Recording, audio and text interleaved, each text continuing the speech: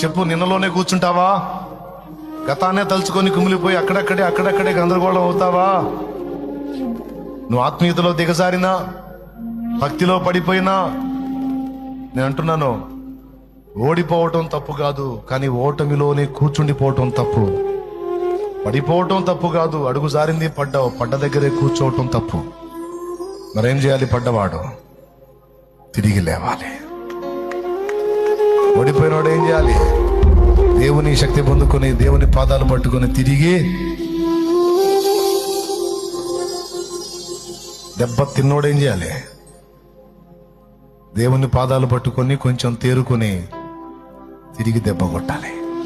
కొడితే ఈసారి శత్రువుకి చుక్కలు కనపడాలి, పట్టపగలే.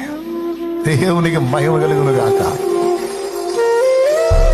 విశ్వాసం కలవాలి, ఈ విషయాలు స్వతంత్రించుకుంటారు.